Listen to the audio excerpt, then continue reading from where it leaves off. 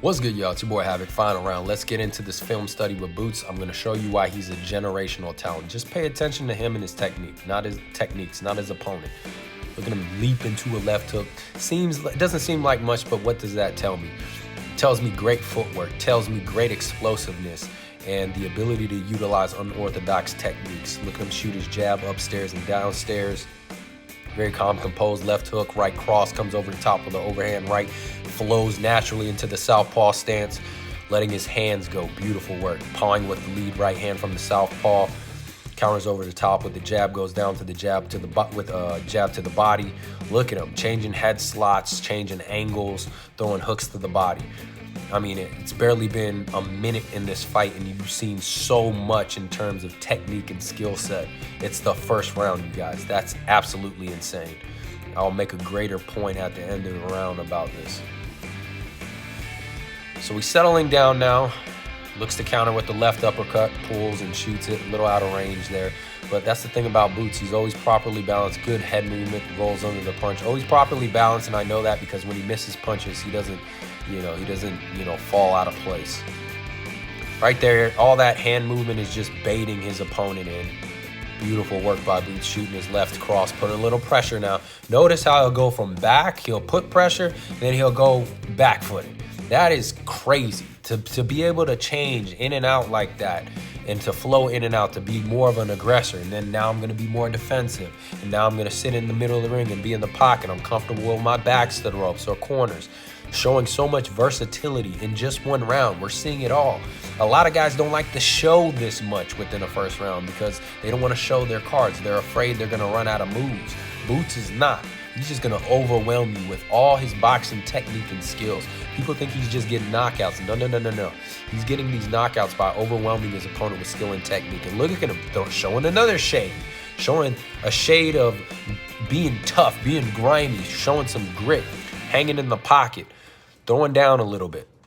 Now he's going back to the back foot, changing it up. Probing with the lead hand from the southpaw stance.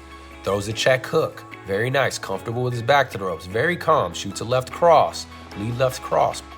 Probing with his head, changing levels, changing head slots, seeing what's available. He's trying to bait Armando Alvarez right now. That's what all that hand movement is. It's not just showboating. There's a method to the madness, you guys. Armando's smart, though. He's not falling for it. Beautiful head movement. A lot of people complain about Boots, his defense. I don't get it. He has beautiful head movement, beautiful footwork. He can hold a high guard when he wants, hands down or up, doesn't matter. Super goes down, back to the center of the ring. Lead right hook, and once again, doesn't seem like much right there. He throws a leaping lead right hook, does not land it, but this is how I know he's thinking. He's very smart and defensively responsible fighter. He misses that hook, and he's properly balanced because he's not falling all over the place, and then immediately he lowers his level and changes his head slot to be defensively responsible right after throwing that right hook to make sure he doesn't get caught with anything in terms of a counter. But one of the things I was saying, you guys, is that Boots, it takes guys like Floyd Mayweather, Lomachenko, Earl Spence, Bud Crawford. It takes them time to set up their game, to break their opponents down, to get comfortable, to get in that flow state.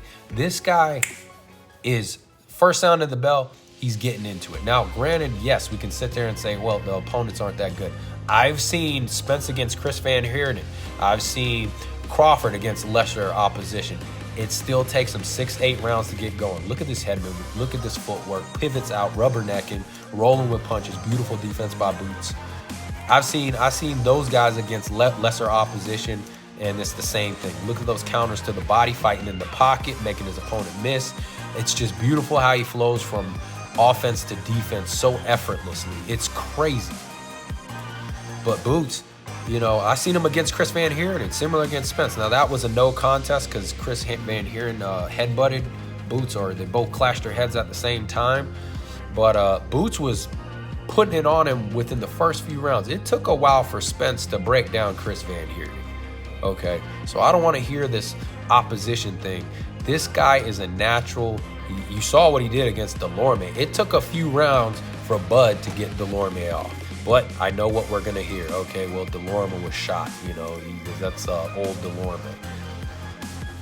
I don't care, you guys. This guy's a natural talent. The way he's able to get in the fight immediately, it's a testament to his natural abilities. There's just some people who have natural abilities that are freakish, and he's one of those guys. There's some kids who can look at leaping left hook, 2 leaping left hooks, 3 shovel hook, throws a tight one, 2 wide loopy leaping left hooks, and then goes to a 3rd one and tightens it up. Look how he makes that adjustment off of the fly. Very insane. Beautiful head movement.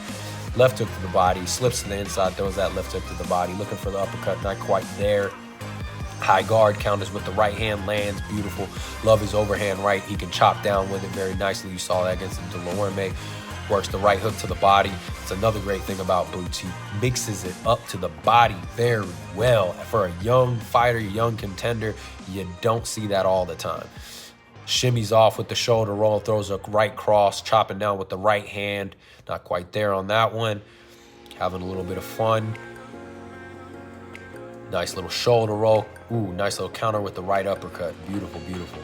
Fighting in the pocket right here. He's comfortable. Comes over the top with the right hand. Repositions Armando Alvarez and shoots that right hand over the top. Slips again to the inside. Left hook to the body. Beautiful work. Good. Gets caught with the jab. Look at the head movement. Moves his head because he got caught with that jab. Oh, look at that pivot into the southpaw stance. Back to the orthodox stance. Ripping hooks to the body. What is wrong with you people who don't think this guy is the real deal? You're crazy. You don't know what you're watching. This guy has all the tools. Look at him working the Philly shell from the southpaw stance. Oh, let's go. Oh, turns to the right, pivots to the right, throwing hooks. Oh, making you miss. Oh, man, come on. Pulls out, having a little fun with it. Do a little shimmy. Come on. Do your thing, young man. Have a little fun with it. Hands down, switches stance, shoots a left cross to the head, pivots out, gets caught up, protects the back of his head. Brilliant. If you understand, like if you watch Bruce Lee, one of the things, he has this quote about water. He says, be like water. You know, you put water into a cup, it becomes a cup. You put water into a teapot, it becomes a teapot. Now, water can crash, it can fall, it can do all this, whatever. Be water, my friend. Don't quote me word for word, but something like that. That is Boots Ennis. Boxing is a martial arts. Don't get it twisted, you guys. We tend to separate it from the martial arts, but it is a martial arts form. And it's, keyword, arts.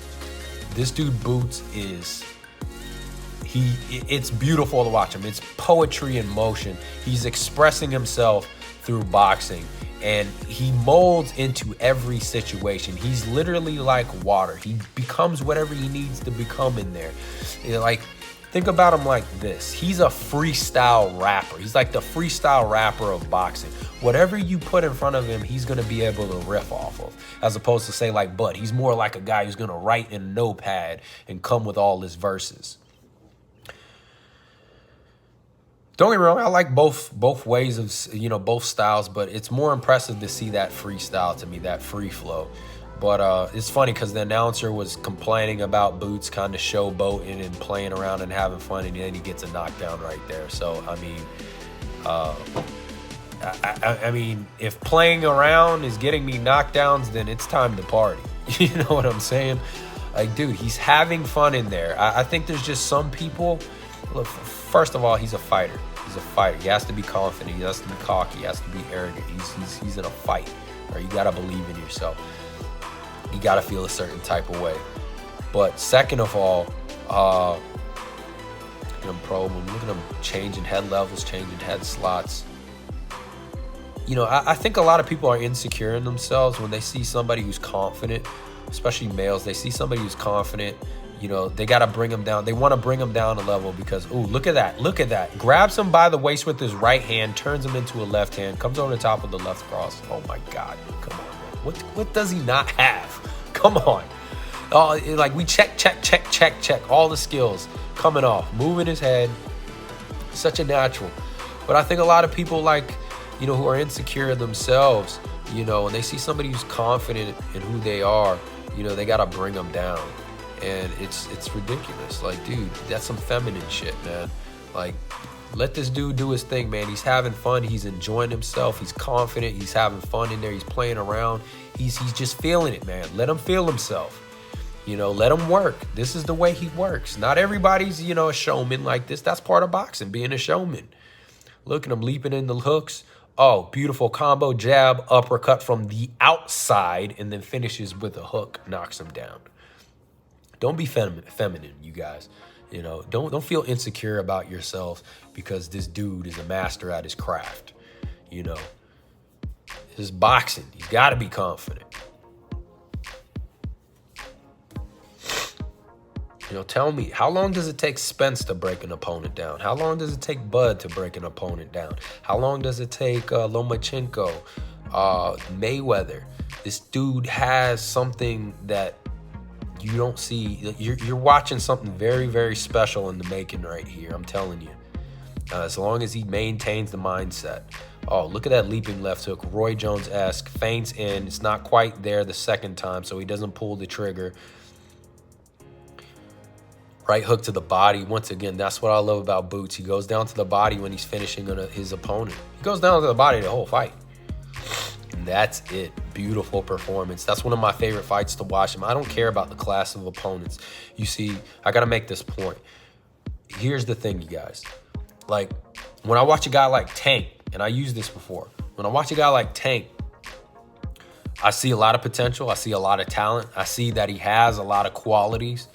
But I haven't quite seen him mark all the checks for, does he have all these skills? Does he have all the technique? I don't see everything checked off on his list. So that's when I go to the resume and Tank and say, well, who's he fighting? That's when I put a little bit more, I look into that resume a little bit more. But when you watch Boots, when I watch him, okay, the resume is not quite there, but I see all the skills. I see all the technique. It's all checked off. So that's when I'm like, okay, I'm not too concerned with the resume. The resume will come. He's going to beat the great fighters because he can do it all. Now, I'm not saying Tank doesn't have the ability to do it all. I'm not saying he doesn't have the potential to do it all, but I just haven't seen him do it all in the ring yet. I haven't. I've seen shades of it, but Tank's not a switch hitter. I haven't seen Tank consistently fight. I mean, I got to watch more film on Tank, but I wouldn't say he's like purely, he can fight in the pocket for multiple rounds.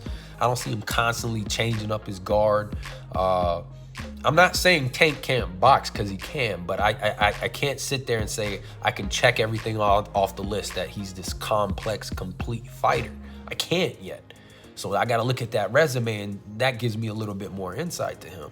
And that's why I'm pushing hard for Boots, and I'm pushing hard for this guy because I truly believe that he's good for boxing. I believe this is what we need for boxing, because the last thing I wanted to see is like, pay attention to what this guy's saying. I want to hear him after interviews. I want to hear what he's saying. You learn a lot if you just listen to what people say. Okay, you can learn a lot from them. People tell you a lot by just paying attention to what they say. The guy wants to smoke. He wants to face Bud. He wants to face Crawford now. He'll fight anybody. Doesn't matter when, where, how much money. He doesn't care. You know, he fight your damn grandma if you put her in a damn boxing ring against him. That's how committed to the sport he is. How much he loves it, and that's what I want to hear. Now, who knows? Maybe the politics will get to him. Maybe the money will change him. I don't know, man. Maybe it will. I don't think it will. I think he's looking for greatness. He's looking for glory. He's saying things that I like to hear a champion say. He already knows he's a champion, you guys. He's a champion. He doesn't need a strap. You're either a king or you're not. You either feel that way about yourself or you're not. You're a champion like Kambosos. He was a champion way before he became a champion. Okay, this guy's a champion. He's on his way to becoming one. Okay, and I hear it in the way he talks. So that was one of the last pieces of the puzzle I was looking for. Does he have the mindset of a champion? Yes, he does. Can that change? Yes. So yeah, we still got to be on the lookout for that. You know, you get to the top, you get fat and hungry. That changes you. You sleep in a nice satin sheets, as they say. You know, you might not want to wake up early in the morning, but I don't get that vibe from him. It's the complete package. And I don't get boxing fans. I don't get you guys. You sit there, you complain about Mayweather for a freaking decade. Oh, he's too defensive. He's not finishing fights. You know, he's not a knockout artist. And then we finally get somebody who's the complete package, not only just a knockout artist. He has skills, technique, ring IQ, knockout ability, speed, power, flashy, personality. Not too cocky and arrogant like Adrian Broner, but he is confident. I hear him talk outside the ring. He's not cocky and arrogant, and he's knocking people out. And just because he's getting caught with some punches in the process, it's like, oh my God, I'm not buying into this guy. He has no defense and he's not that good. When you are going for knockouts, you are putting yourself at risk. Okay, if you want to get consistent knockouts, you guys, you're gonna get clipped. Point blank, period. It doesn't matter whether your guard's up or whether your guard's down. I hear that all the time. Oh, he keeps his hands down. He's too flashy. I don't like it. What are you talking about? Everybody has a different style. There's not a one size shoe fits all. Not everybody has to hold their guard up throughout 12 rounds in a fight. Not everybody fights that way. He fights differently. And tell me how it worked out for Joe Calzaghe. You had an undefeated career who held his hands down. Worked out just fine for him. All right. And tell me how it works out for the guys who have high guards and get knocked out all the time. Don't see punches coming. What you guys fail to understand is keeping that high guard can blind you. When you keep your hands down, sometimes you can see better. I'm not saying that's what everybody should do, start fighting with their hands down. I'm not saying that, but some people have a method to the madness and they understand what they're doing. And some of that flashy theatric stuff it's all just setups, man. If you remember Roy Jones versus James Toney, when Roy Jones got the knockout or knockdown on James Toney, what did Roy Jones do? He's kind of showboating. He's kind of fainting. Like, it looks like he's just showing off, but what is he doing? He's fainting. He's fainting.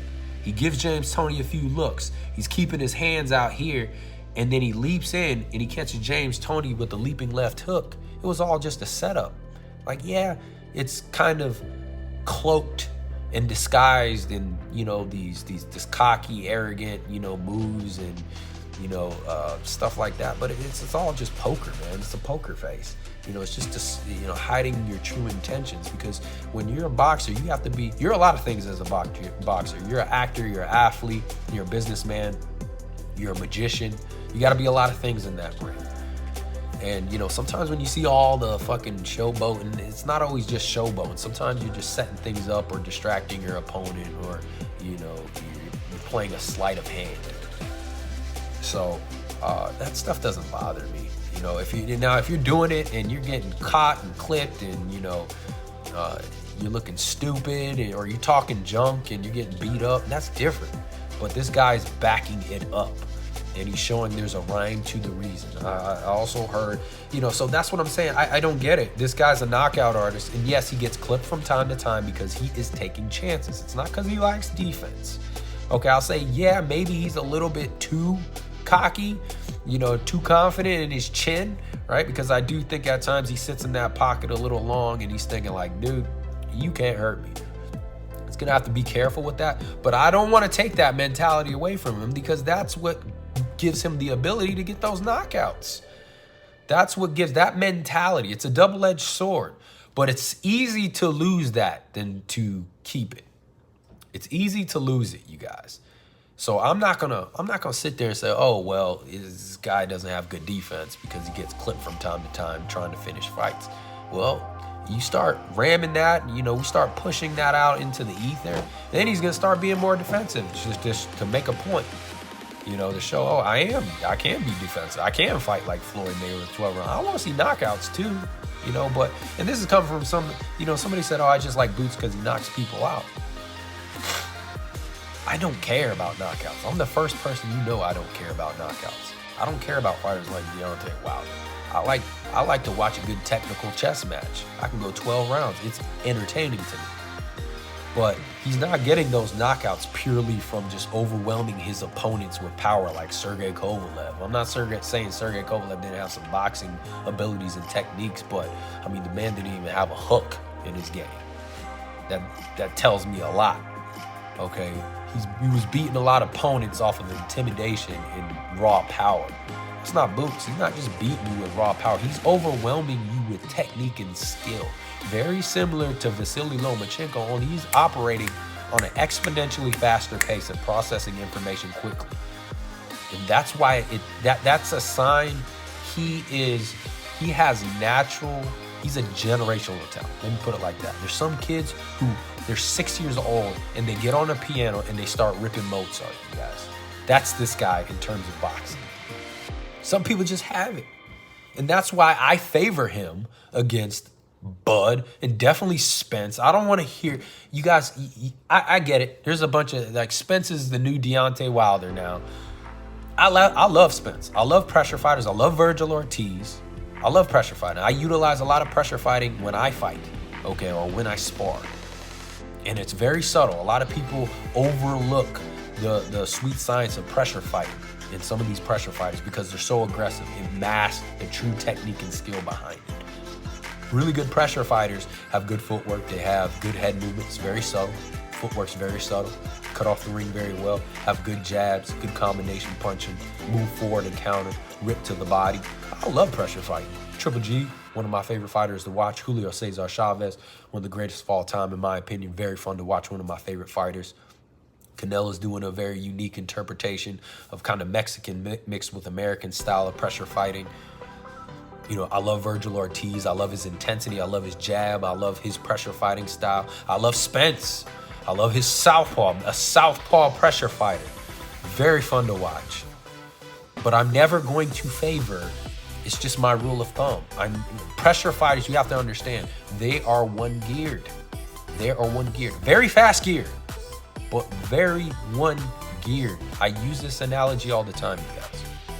Okay, when it comes to Bud and when it comes to Boots, these guys are very multi-dimensional fighters, and I'm not going to choose a one-dimensional fighter like Virgil Ortiz or Earl Spence against Boots or Bud. I'm not. That's just my rule of thumb. You can. And if I just so happen to do, I'm taking into consideration experience, age, and mentality. If I see a lapse in the mental, the mental fortitude of a very skilled fighter, and I got a pressure fighter who's hard as a rock,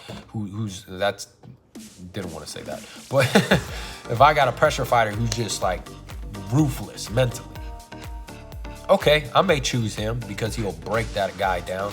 But when you got a guy you got guys like Bud and guys like Boots who are hard workers, they got everything up top going right, high ring IQ, prideful fighters, I'm not going to choose a one-dimensional fighter over them.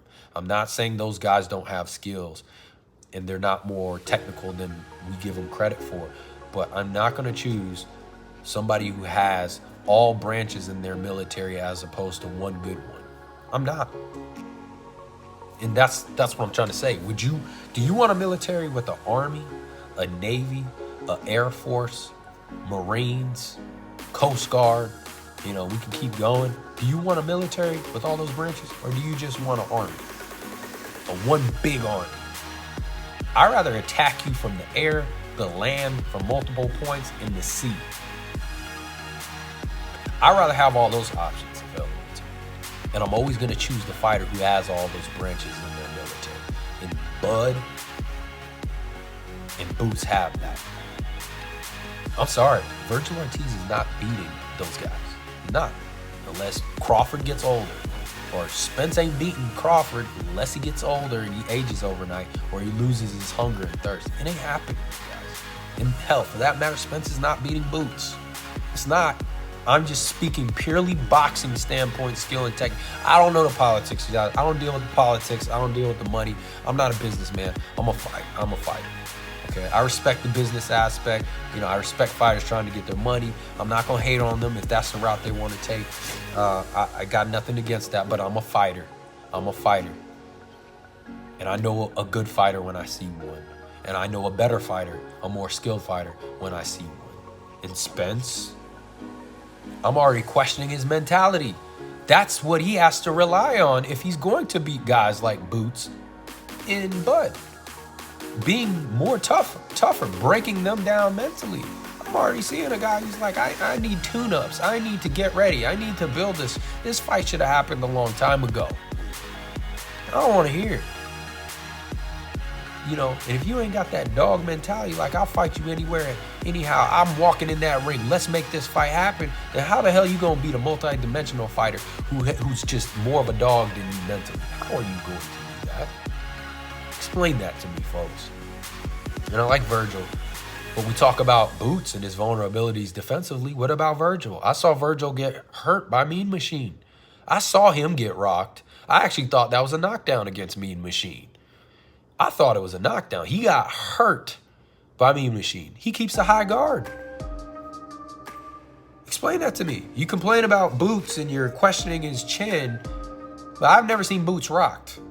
I've seen him get hit flush with his hands down and eat it like a pizza. Okay, and I've seen Virgil Ortiz, high guard, protecting himself, get hurt. Explain that to me. Those guys aren't beating these multi-dimensional fighters. And let's get to Bud, because everybody thinks this is a Bud-oriented channel or, supporting Bud. Look, I'm going to call Bud out. Look, Spence is tied up with Ugas. I can't complain. It's a unification bout. Now, do I feel like Bud or Spence is kind of, I hope he's tuning up for Bud. I hope the next fight will be Bud, but I'm getting duck vibes from Spence. I really am. I don't want to see Ugas Spence, but I'm not going to sleep on that fight. Ugas, you never know. You never know. Ugas, I wouldn't sleep on him just yet, but I'm just saying, I'm getting those duck quack quack vibes from Spence. I want to see the damn fight. I'm tired of cooking it. We just need to see it. But I'm going to call Bud out now. Bud, why don't you fight Boots? Look, I can't complain if you find a way to go up in weight and face Taylor, but why don't you fight Boots? And I'm telling you, a lot of people saying Bud would destroy Boots. Okay, why doesn't he fight him? That's a great little tune-up fight for Bud and to go and face Spence. Go and fight him. Everybody's tied up. Go fight Boots. Boots is available. Go take him. He's calling you out. The young buck is calling you out, Bud. Why don't you fight him? I get it. The money's not there. I'm not a businessman. I can't talk about all that. But there's a reason why Bud ain't going to fight Boots. And there's a reason why Bud said that Boots is one of the biggest threats in the division. Or at least one of the biggest up-and-coming threats. Bud ain't going to take that fight. If he does, I'll be very impressed. But he ain't going to take it. He ain't going to take it, you guys. That's a huge sign how good Boots is. A huge sign, because Bud ain't rushing to take that fight. He ain't. I guarantee you, he'd take a fight with Virgil Ortiz if he was available. He ain't taking a fight with Boots. So Bud, where you at? Call the man out. He's waiting. He's ready. He's ready to go. But I'll tell you what, Bud is not going to call him out. This dude is the real deal. He will box circles around Spence. It's a 50-50 fight with Bud. The only reason I even give Bud 50 is because Bud is more experienced. But we talk about the vulnerabilities in Boots. I've seen Bud get rocked. I've seen Bud can be hit. I've seen Bud start slow. I know he does it for a reason, but it takes him time to get going. You can win rounds on him. So imagine what a Boots with speed, power, skill, ring IQ, just as much of a switch hitter who can confuse you, more of a natural switch hitter than you. He starts fast. You start slow. You saying that he's not going to present any problems? I think he presents a lot of problems. I think he can beat Bud. That's my opinion. The only reason he can't is the lack of experience. I don't think it'll matter, though. I don't want to hear it, you guys. I've seen Bud rock. You can hurt him. You can touch him. But this is what saves Bud. He's strong mentally. Very strong mentally. He's a dog mentally. It's a 50-50 fight with him and Boots. It's 50-50, and I favor Boots. I'm willing to go out and say that. But I'm talking strictly from my experience as a fighter, trainer, and a fan who studies this. This guy is talented. Don't tell me I'm pushing. I laugh when people say I'm pushing for one. Like, I'm pushing for, don't get me wrong, I'm pushing for Boots because I think he's good for boxing. But there's no monetary value. My channel does not bring in any money. I don't work for anybody. I laugh when I hear this. Somebody says like, oh, this is a Crawford-based channel. Crawford ain't paying me. I ain't getting no paycheck behind the scene. I really don't care. I just want to see good fights. And I'm going to call it like I see it. When I see a fighter who's better than another, I'm going to call it like I see it. There's no bias here. You notice I will support fighters who are black, fighters who are Mexican, fighters who are Dominican, Puerto Rican, whatever, European, Asian. There ain't nothing going on here, bro. But when I see a great fighter like Boots, I'm going to push him because I believe he's good for the sport. I believe in this dude. And I'm trying to get his name, help put his name out there, because this is the type of guy that's going to save boxing. Somebody who's looking to make big fights, somebody who wants big fights. They're not purely in it for the money. So, I mean, I don't get you guys. Tell me where you see the lack of ability. Tell me what he's missing. Tell me what he can't do other than the resume and experience. Other than that, but I'm telling you, the resume will come. The skills are all there to be a great generational fighter. And I mean, the first 30 seconds of the fight, this dude showed us he can throw every punch. There's some professional boxers that can't throw uppercuts, you guys. They can't throw proficient uppercuts, if at all.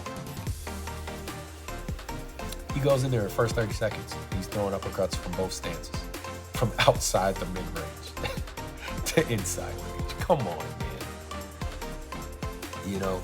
I know a great talent when I see one. This is a great talent. And I'm telling you, get on the wagon now, because you're going to see something very special. This is a generational talent. This is Michael Jordan type stuff right here. Kobe Bryant. You're seeing something very special here. Now, all it is up to him to keep that right mindset and mentality. So this dude's the real deal. People will say, oh, well, he's doing this against tomato cans. Look, I've seen Bud and I've seen EJ against the same type of opponents. They start just as slow. It takes them a while. Chris Van Heerden, it was a no contest between him and Boots. Boots was on his ass as soon as the bell rang. The knockout was coming if it wasn't for a headbutt. Okay, and I think that headbutt may have been intentional by Van Heerden because he knew he was getting his ass whooped. If it wasn't for that headbutt, no contest, he would have got knocked out really quickly. It took Earl Spence a while to break down Chris Van Heerden. It took him a while. He's got that choppy style. He's going to break you down slowly. It took a while for Bud to beat Delorme, to break Delorme down. Delorme had some decent moments in that fight. I'm not saying he was in control, but he had some decent moments against Bud. It took a while. 6 rounds? It took 1 round. 1 round. Okay, now people are gonna say, well, those guys they're burnt out. Fair enough. Okay, but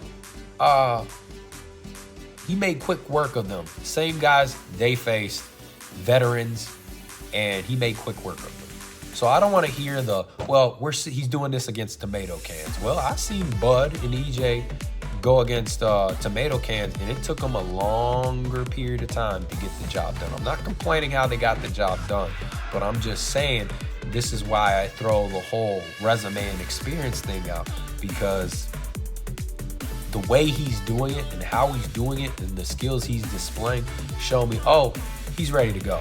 He's ready for anything. He can go up against anybody. It's not like watching a Haney or a Davis or a Ryan where I'm still wondering, I don't know if these guys can do it all. I know they do a lot of good things well, but I still got my questions about what Haney can do. Is he a complete fighter? I look at Haney, I think he's just a really good outside fighter. He's really good boxing on the outside. He's shown an ability to fight on the inside, but I still got some questions I need to see checkmarked. Same with Tank. Can he really box methodically for 12 rounds repetitively against really good competition? Really good back-footed fighters? I don't know. I haven't really seen it.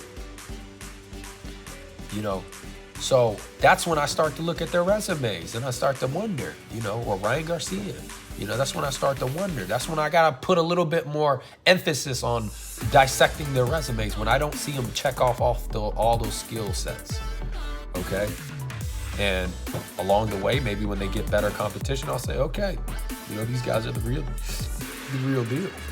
And they're ready, or they need more time to cook. Boots doesn't need more time to cook. He's calling everybody out. He's got it all, you guys. He's got it all. Quit questioning. We got to start pushing this guy because he's good for boxing.